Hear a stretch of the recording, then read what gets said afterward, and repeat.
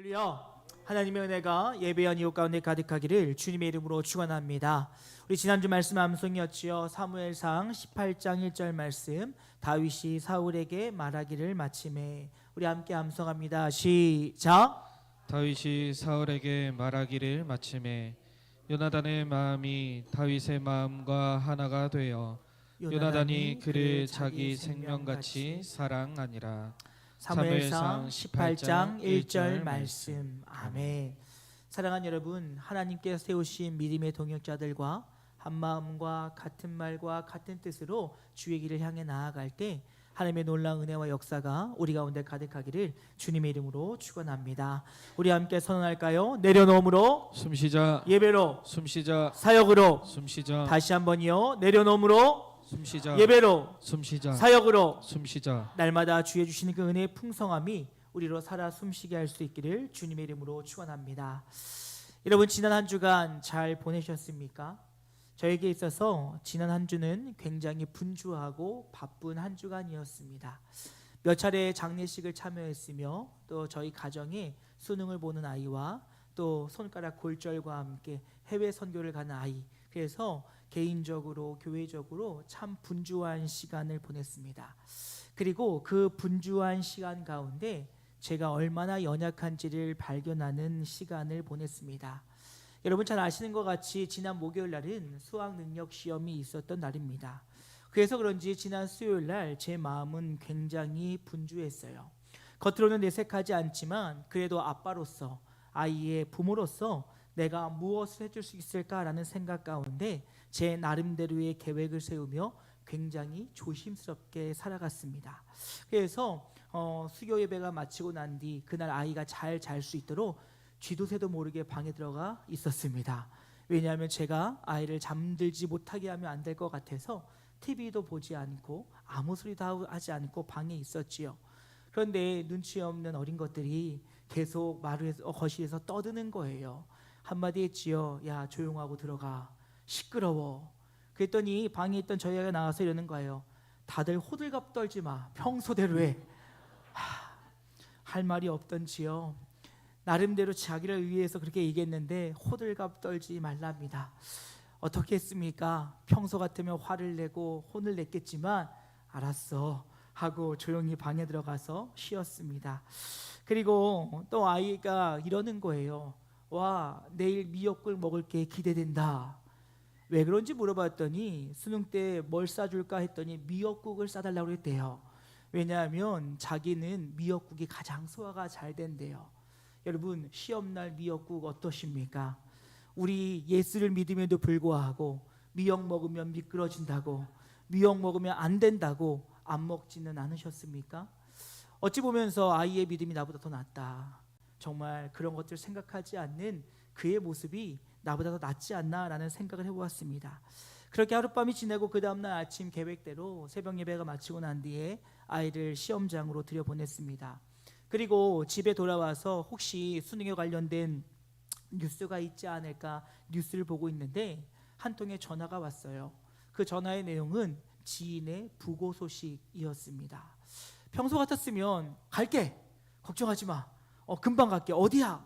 이랬겠지만 그날은 왠지 가면 안 될 것 같았어요.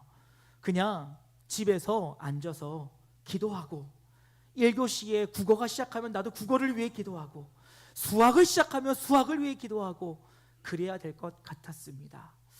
여러분, 사실 저는 중고등부 사역을 할 때도 그거 하지 않았어요. 물론 여러분 오해하지 마세요. 기도하는 것이 나쁘다는 것은 아닙니다. 하지만 그 기도가 마치 정한 수를 떠놓고 소원을 비는 것 같은 주술적인 의미의 기도라면 하지 않는 것이 옳다라는 생각에 그 기도를 하지 않았었습니다. 근데 부모가 되니까 해야겠더라고요. 마음이 얼마나 흔들리던지요. 순간 그 생각이 들었어요. 그래, 하나님께 맡겼는데 내가 기도한다고 뭐가 달라지겠느냐. 나는 아이가 시험장에 가서 열심히 시험을 볼 테니 나는 오늘 하루를 열심히 살자라는 마음을 갖고 장례식장을 향했습니다. 그리고 장례식장에서 지인들 만나 대화하던 중에 그 자리에는 또 고3의 부모가 있었습니다. 그래서 솔직한 제 마음을 고백했더니 그래도 여러분 목사가 좀 더 낫더라고요. 집사님이 그러시더라고요. 난 부정 탈까 봐 안 오려고 그랬어. 예. 여러분, 아이가 시험 보는데 장례식을 참여하는 것과 무슨 상관이 있습니까?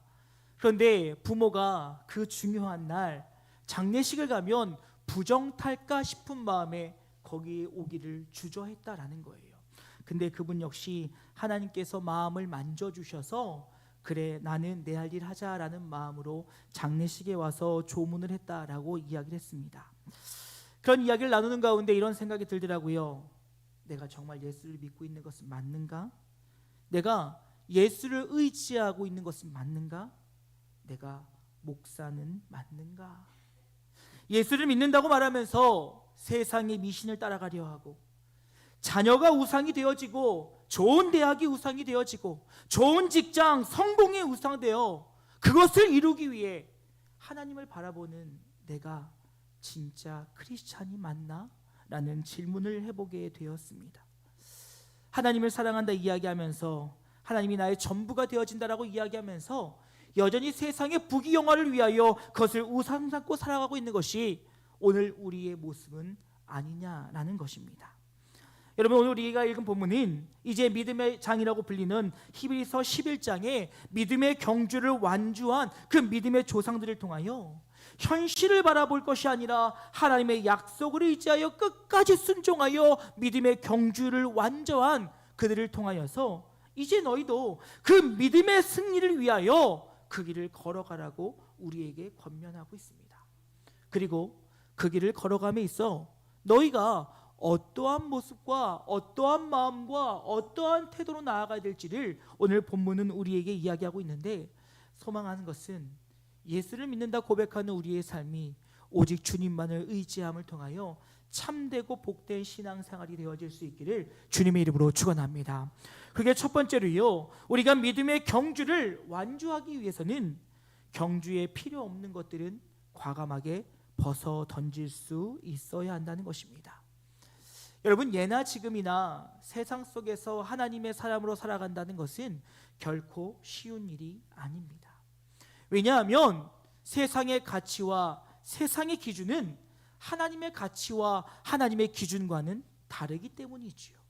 그러니 세상 속에서 하나님의 기준과 하나님의 가치로 살아간다는 것은 결코 쉬운 일이 아니라는 것입니다.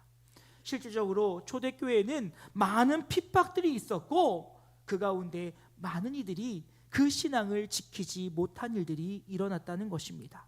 이는 예나 지금이나 동일하게 우리의 삶 가운데 벌어지고 있다는 것이지요. 그런데 여러분, 중요한 것은 무엇인지 아십니까? 어떤 고난과 핍박 중에도 주의 복음은 열방을 향해 퍼져가고 있다는 사실을 잊지 않기를 주님의 이름으로 축원합니다. 그 어떤 일 가운데서도 하나님의 사람들은 하나님께서 책임져 주시며 그 가운데 믿음의 경주들은 계속되어지고 있다라는 거예요. 그러니 오늘 히브리서 기자는 너희들은 그 증거들을 바라보며 살아가라고 이야기하면서 본문 1절 상반절 말씀에 이러므로 우리에게 구름같이 둘러싼 허다한 증인들이 있으니 라는 말을 통하여서 이제 믿음의 조상들이 그렇게 살아간 것과 같이 너희도 그렇게 살아가야 될 것인데, 그들의 삶의 모습은 바로 무엇이냐?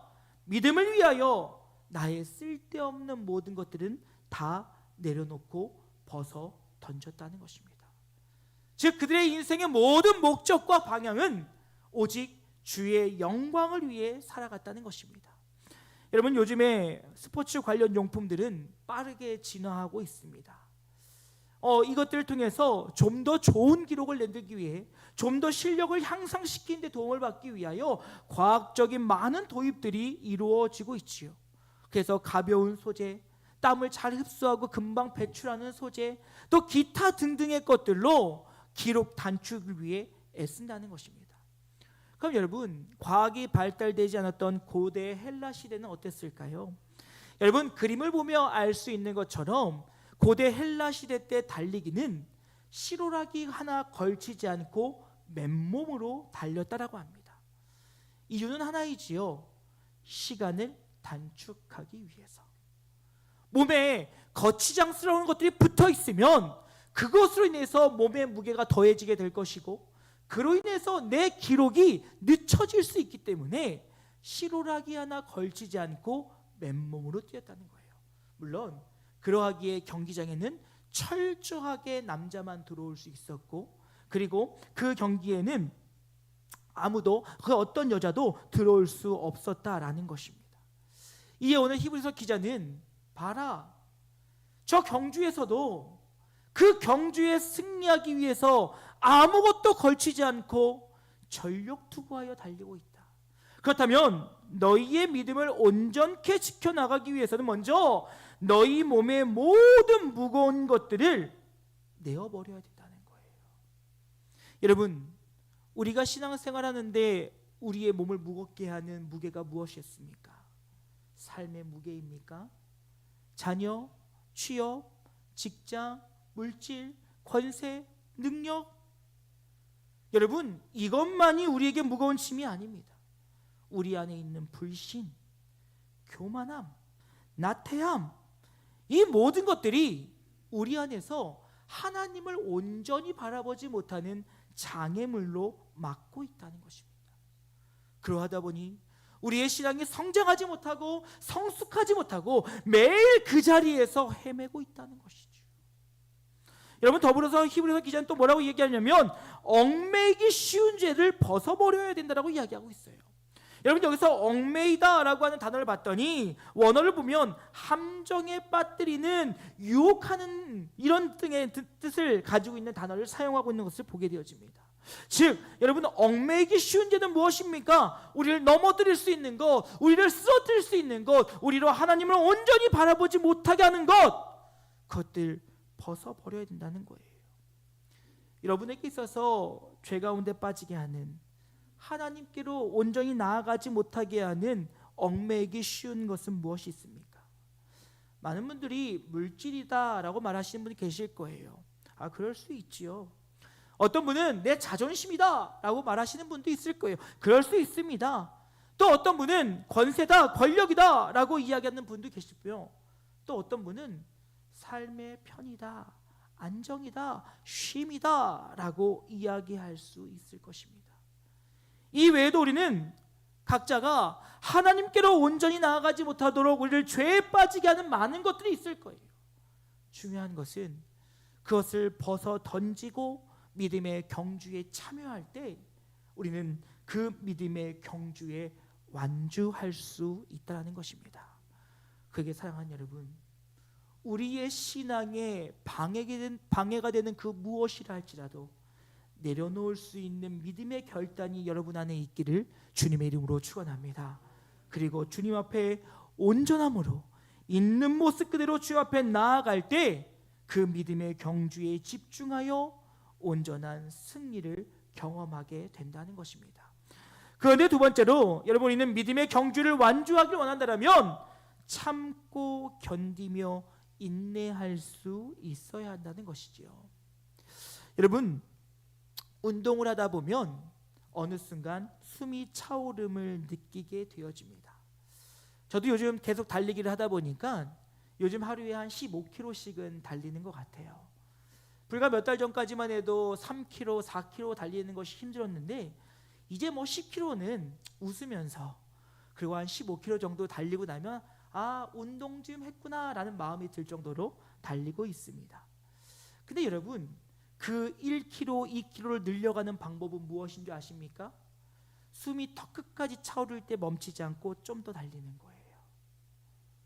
숨이 차올랐을 때 더 이상은 못하겠어, 아니야, 안 할 거야 라고 하지 않고 숨이 차오를 때 한 발자국 더 내리는 거예요. 그 한 발자국이 두 발자국이 되어지고, 두 발자국이 세 발자국이 되어지고, 세 발자국이 1km, 2km가 되어질 때 우리의 몸은 점점 건강해질 수 있다는 것입니다. 여러분, 우리의 신앙도 다르지 않다는 거예요. 여러분, 우리가 신앙생활을 하다 보면 우리가 온전히 신앙생활을 하지 못하도록 턱 끝까지 차오르는 그 어려움을 경험할 때가 있습니다. 사람과의 관계의 어려움. 여러분, 교회 안의 관계가 모두 다 아름다우면 좋겠지만 왜 그렇지 못하는지요? 작은 말 한마디, 행동 하나에 상처를 주고 상처를 받으며 시험에 들기도 합니다. 그뿐만은 아니지요. 앞서도 이야기했던 것처럼 삶의 무게들, 삶의 어려움들, 또 내가 주의 일을 감당하기 위해 내 삶에 쌓여있는 많은 일들, 그것들이 우리로 하여금 숨이 차오르게 한다는 거예요. 그래서 어떤 이는 이것들을 멈추고 내려놓으려 하는 이들이 있는 반면에, 그래도 내가 주님 붙잡고 나가면 주님이 일할 것이니 내가 확신하는 마음으로 나아가는 자들이 있다는 것입니다. 그러면 그 숨차오를 때 이것을 참고 믿음의 경주를 나아가는 자들은 반드시 그 경기에 완주할 수 있다는 거예요. 여러분, 성경에 경주다라고 이야기하는 이 단어의 원어를 보았더니 아고나라고 하는 단어를 사용합니다.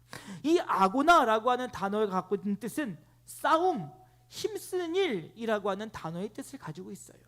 그럼 여러분, 그 말은 무엇입니까? 오늘 내 앞에 놓여있는 경주, 즉 여러분, 우리의 앞길에 많은 어려움들과 고난들이 있다는 거예요. 우리가 달려가는 그 길에 돌뿌리도 있을 수 있고요, 갑자기 짐승이 뛰어나올 수도 있고요, 아니면 내 몸이 아플 수도 있고요, 생각지도 못했던 많은 어려움들이 찾아올 수 있다는 거예요. 그런데 그 경주를 향하여 나아간다, 즉 그것을 이기기 위하여 힘써 싸우며 극렬하게 투쟁할 때 우리의 믿음은 성숙해진다는 거예요. 포기하고 내려놓고 잊어버리는 것이 아니라 극렬하게 투쟁하고 싸우며 이기며 나아갈 때 우리의 신앙은 점점 더 건강해지고 온전해질 수 있다는 거예요. 그런데 여러분, 이 일은 참 쉽지 않지요. 때로는 여러분, 우리가 악한 것들은 끊어내기 위해 노력들을 하지만 내 삶의 평범한 것들이 하나님 앞에 온전치 못하다면 그것들을 끊어내는 것은 참으로 쉬운 일은 아닙니다. 여러분, 육신의 편의를 따라 익숙함에 따라 또 그것이 그 익숙함을 뛰어넘어 중독되게 되어지면 우리는 그것을 포기하는 것이 결코 쉽지 않다라는 것입니다. 여러분, 너무 극단적인 예일 수도 있겠지만 중독에서 벗어난다는 것은 쉬운 일이 아니에요. 알코올 중독, 도박 중독, 또 음란함의 중독, 기타 등등 많은 중독들, 또 요즘 젊은이들이 빠져나오기 어려운 핸드폰의 중독들, 여러분, 이것이 처음에는 중독이 아니었지요. 그냥 호기심에 즐기는 일상이었다는 것입니다. 그런데 그것이 점점 나를 깊은 늪에 빠지게 하고 헤어날 수 없는 자리에 이끌어가니 중독이 되어졌다는 것입니다. 그런데 여러분, 이것이 의지적으로 끊어낼 수 있던가요?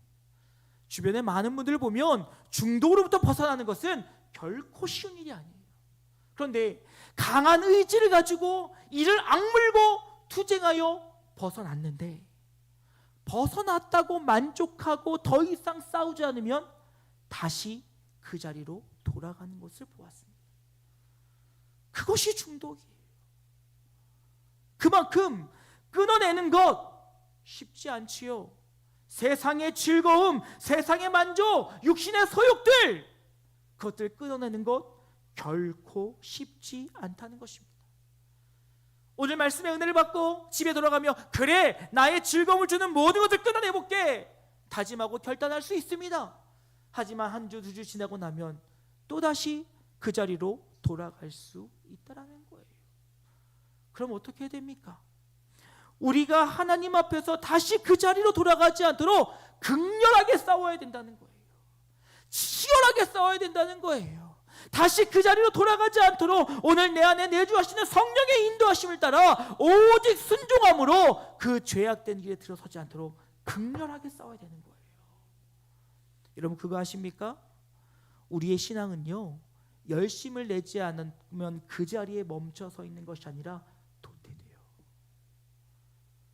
여러분, 예배 한 번, 두 번 빠지는 거 쉽지요. 그거 습관되면요 못 태어나요. 기도 한 번, 두 번 거리는 거 쉽지요. 안 하다 보면요 어려워요. 다시 회복하기 어려워요. 잠시 멈췄다가 하면 그것을 회복하는 더 많은 에너지가 필요해요. 우리의 신앙이 그래요. 그냥 나는 예배 잘 드리고 있고 내가 성도의 책임 다 하고 있으니까 됐어, 그 마음이 드는 순간 우리의 신앙은 도태하는 거예요. 어느 순간 내가 왜 이렇게 살고 있지? 라는 지경에 이를 수도 있다는 것입니다. 그건 여러분 오늘 성경은 뭐라고 얘기합니까? 끊임없이 참고 견디어 투쟁하라는 거예요. 싸워야 한다는 거예요. 인내해야 된다는 것입니다. 그렇다면 야고보서 1장 12절 말씀에 시험을 당해도 인내로서 끝까지 견뎌낸 사람은 뭐가 있다고요? 복이 있다고요. 그는 하나님께서 인정을 받은 사람으로서 하나님께서 자신을 사랑하는 사람에게 약속하신 생명의 원료관을 장차 받을 것이기 때문입니다 라고 성경은 이야기하고 있어요. 사랑하는 여러분, 오늘 우리에게 하신 그 약속의 말씀을 붙잡고 주의 온전한 믿음 안에서 우리의 신앙을 지켜낼 수 있기를 주님의 이름으로 축원합니다. 내 안에 내주하시는 성령의 역사하심을 따라 오늘 때로는 숨이 가빠올라 더 이상은 나갈 수 없는 지경에 이를지라도 주님께서 나의 인생을 구원하셨으며 주님께서 나에게 역사하셨음을 믿음으로 참고 견디어 나아갈 때 우리 안에 생명의 면류관 주시는 그 하나님의 은혜를 누리는 우리 모두가 되어질 수 있기를 주님의 이름으로 축원합니다. 그런데 마지막으로 이를 위해서 우리는 예수만 바라봐야 된다는 거예요. 여러분, 오늘 히브리서 기자는 너에게 믿음의 경주에 완주하기 위해서는 너희의 삶의 모든 무거운 것과 너희를 쉽게 죄 가운데 빠지게 하는 것을 버리라고 이야기하고 있습니다. 그런데 여러분, 이거 버리는 거 쉽지 않아요. 버릴 수 있는 유일한 방법은 무엇인지 아십니까? 예수를 바라보는 거예요. 여러분, 우리의 인생에 힘들고 어려움의 시간을 참아내는 거 결코 쉬운 일이 아닙니다. 하지만 여러분, 참아낼 수 있는 방법은 무엇인지 아십니까? 예수를 바라보는 거예요. 오직 예수 그리스도만 바라봐야 된다는 것입니다. 왜 그럴까요? 여러분, 본문 2절 말씀 상반절 보면 믿음의 주여 또 온전케 하신 인 예수를 바라보라 라고 이야기하고 있습니다. 여러분, 여기서 주여라고 했을 그 주라고 하는 그 단어를 보게 되어지면 이 단어는 그분이 창시자이며 완성자 되심을 우리에게 말하고 있으니 히브리서 12장 2절 말씀을 쉬운 말 성경으로 보면 우리는 오직 믿음의 창시자이시요 완성이신 예수만을 바라봅시다 라고 이야기하고 있어요. 그분이 처음과 나중 되신다는 거예요. 그분이 처음에 창조자가 되셨으며 완성하실 분이다 라는 것입니다. 그건 여러분, 그는 이 본문을 보게 되면 아르케곤이라는 단어를 통해서 그가 첫째 원인으로부터 우리를 이끌어 가신다는 거예요. 즉 주님께서 우리를 창조하심으로 말미암아 우리를 섭리하여 이끌어 가심으로 구원의 완성의 단계에 이르게 하시니 너희가 바라봐야 될 것은 오직 예수밖에는 없다는 거예요. 그 외에는 그 어떤 것도 너희를 구원으로 인도할 수 없으며 그 어떤 것도 너희의 삶의 무게와 어려움 가운데 자유함을 누릴 수 없게 한다는 것이지요. 여러분, 우리의 시선이 누구를 바라보고 어디를 바라보며 어떻게 바라보냐는 굉장히 중요합니다. 성경은 그 사실을 우리에게 이야기하고 있어요. 너희가 세상의 것을 바라보면, 육의 것을 바라보면 그 열매를 맺히기 위해 그것을 쫓는 삶이 될 수밖에 없다라고 이야기합니다. 하지만 너희가 영의 것, 영원한 하나님의 나라를 꿈꾸며 그것을 바라보며 나아갈 때 하나님께서는 우리에게 영원한 것으로, 영의 것들로 날마다 열매 맺게 하신다라는 것이지요. 근데 여러분, 이것이 너무나도 광범위하고 크게 느껴지십니까? 여러분, 우리의 시선의 중요성을 한번 생각해 볼까요? 여러분, 누군가를 바라볼 때 미움의 눈으로 바라보면 다 꼴보기 싫어요. 그가 아무리 좋은 일을 하고요, 선한 일을 하고요, 웃고 있어도 웃는 것조차도 꼴보기가 싫습니다. 왜요?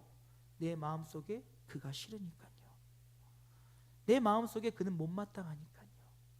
그러니 그 어떤 것도 사랑할 수 없지요. 반면 내가 사랑의 눈으로 누군가를 바라보면 그의 실수도 용납되어지고요, 충분히 다 이해할 수 있는 일로 넘어갈 수 있고요, 작은 실수를 귀엽다라고 이야기합니다. 여러분, 어린아이들이 실수하는 모습 보면서 막 혼을 내는 사람 아무도 없어요. 여러분, 우리 교회 요즘 깐난 아이들 많잖아요. 우리 나엘이가 시아가 잘못했다고 야 임마 이러면요, 그분은 병원 가셔야 돼요. 그분이 실수하면 오히려 야 뭐 문제 있는 거 아니야? 야 괜찮아? 그러면서 그 실수하는 모습을 귀엽다고 얘기해요. 왜요? 사랑하니까요. 우리의 시선이 그렇게 중요한 거예요. 그러면 우리가 처음과 완성자 되신 예수를 바라볼 때 우리는 믿음의 경주에 완주할 수 있을 것이니, 오늘 히브리서 기자는 우리에게 보다 구체적으로 이야기합니다. 2절 중반절 이후의 말씀 보니까 그는 그 앞에 있는 기쁨을 위하여 십자가를 참으사 부끄러움을 개의치 아니하시더니 하나님 보좌 우편에 앉으셨느니라 라고 이야기하고 있어요. 여러분, 우리가 바라봐야 될 예수님의 십자가는 또 무엇이냐면, 예수님께서 구원의 날, 영광의 날, 기쁨의 날을 바라보면서 자신에게 벌어진 모든 것들을 무시하는 걸 바라보라는 거예요. 예수님은요, 육신의 고통을 당하셨지만 아랑곳하지 않으셨습니다. 왜요? 그 고통 뒤에 구원의 놀라운 역사가 있을 것인가요? 사람들이 조롱하고 비난하는 것에 예수님은 흔들리지 않으셨습니다. 왜요? 내가 그 비난과 조롱을 받아야만 나의 사랑하는 자녀들이 구원에 이를 수 있으니까요. 그렇다면 여러분, 우리가 예수를 바라본다는 것은 무엇입니까? 이미 십자가로 완성하신 구원의 사건을 온전히 신뢰하며 믿는 것이 바로 예수를 바라보는 거예요. 그분이 나를 구원하셨다, 그분이 나를 선택하셨다, 그분이 나와 함께 하신다, 그분이 내 삶 속에 역사하신다, 이것을 신뢰하며 나가는 것이 예수를 바라보는 거예요. 불신과 교만과 나의 생각이 아니라 하나님께서 이미 이루셨다라고 하는 그 확신. 여러분, 로마서 8장 18절 말씀 이렇게 얘기합니다. 생각하건대 현재의 고난은 장차 우리에게 나타날 영광과는 비교할 수 없다고요. 사랑하는 여러분, 예수를 바라보며 나아갈 때 우리는 그 영광의 날을 바라볼 것이요, 그 가운데 그 영광의 자리에 동참하게 되어짐을 기억하실 수 있기를 주님의 이름으로 축원합니다. 그러기에 우리의 시선은 세상을 따르고 세상을 바라볼 것이 아니라 날 위해 십자가에 달려들어가 죽으시고 부활하신 그 예수 그리스도에게 집중되어 있기를 다시 한번 주님의 이름으로 부탁드립니다. 이제 말씀 마치고자 합니다. 사랑하는 여러분, 여러분의 시선은 어디를 향하고 계십니까? 입으로는 예수를 믿는다, 예수를 의지한다 라고 말하면서 여전히 나의 것들의 시선에 꽂혀 있진 않으십니까? 목사이면서도 자녀의 성공을 위하여 바라봤던 저의 연약한 모습, 얼마나 주님 앞에 부끄럽던지. 자녀가 우상이 되어 있고, 아니라고 말하면서 자녀가 이미 우상이 되어 있고, 자녀의 성공이 우상이 되어 있고, 그런 제 모습을 바라볼 때 얼마나 부끄러운지 아십니까? 목사라니까요. 목사예요. 주님께 맡겼다고 날마다 고백하는 목사예요. 그런데 정작 내 삶에 중요한 문제가 닥치니까 하나님이 아니라 세상 헛된 것들을 바라보는 제 모습을 바라볼 때 얼마나 하나님 앞에 부끄럽던지요. 저에게 되뇌어 물어봤어요. 너가 예수 믿는 사람 맞아? 네가 진짜 성도 맞아? 네가 목사냐?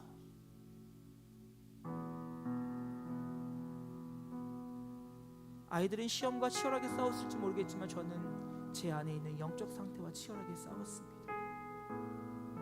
여러분, 예수님 믿으신 거 맞으시지요? 정말 예수님 잘 믿고 계시지요? 그렇다면 우리가 바라봐야 될 것은 예수예요. 세상 그 어느 것이 아니에요.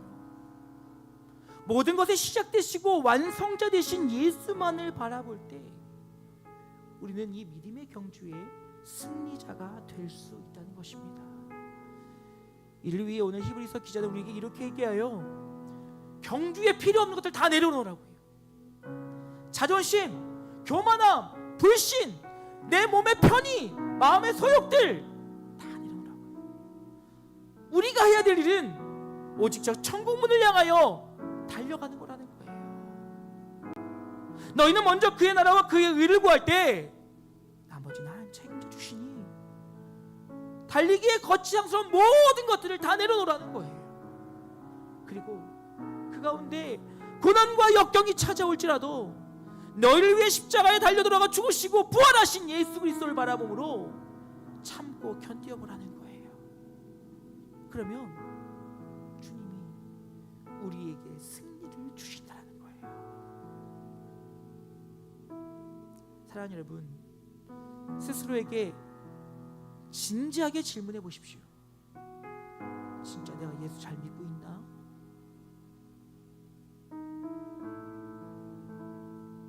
예수 믿는다고 하면서 부정타, 예수 잘 믿고 있다면서 그건 아니지. 좋은 건 좋은 거다. 여러분, 말씀이 좋다고 하는 게 좋은 거지 사람이 좋다고 하는 게 좋은 거 아니에요. 기억하세요. 하나님이 좋다고 하시는 게 좋은 거예요. 그저 교회 안에서도 말씀 없이 좋은 게 좋은 건 아니에요. 아니에요. 절대 아니에요. 여러분, 이 앞에 서 있는 부끄러운 목사의 모습이 여러분에게 발견되지 않기를 간절히 소망합니다. 혹 그런 모습이 있으면 주 앞에 자복하고 회개해야지요. 예수만 바라봅시다. 예수만 바라봅시다. 예수만 의지합시다. 그럼 주님이 하시는 거예요. 이 찬양으로 설교 마무리했으면 좋겠어요. 시선이라고 하는 찬양입니다. 우리의 눈을 들어 하나님을 바라볼 때 하나님께서 우리의 삶에 역사하신다라고 하는 이 찬양의 고백이 오늘 저와 여러분의 믿음의 고백이 되어 오직 주님께 나의 모든 삶을 내어 맡기며 이 믿음의 경주를 끝까지 달려나가는 복되고 귀한 하나님의 성도들이 되어질 수 있기를 주님의 이름으로 축원합니다. 우리 함께 찬양합니다.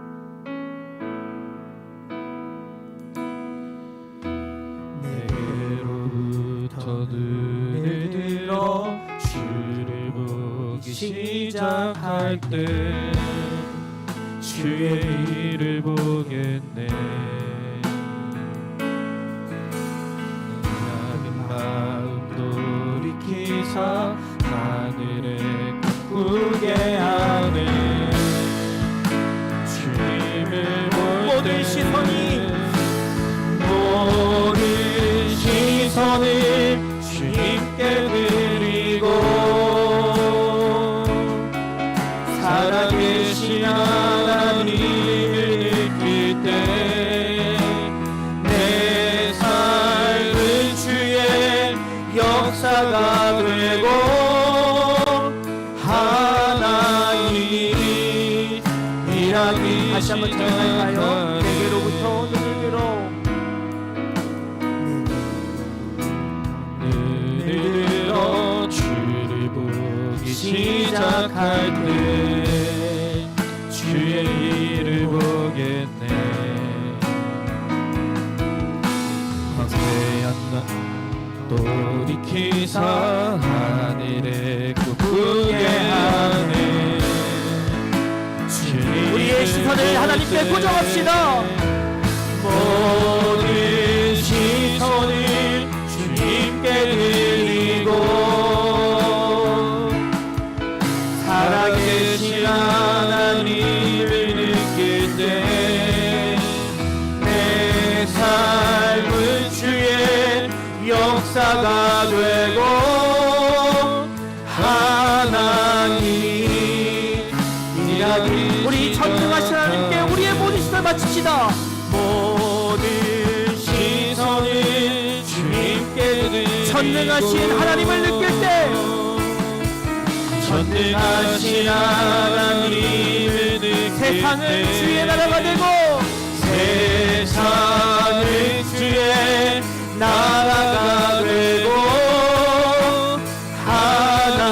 하나님이 일하기 모든 시선을 모든 시선을 주님께 드리고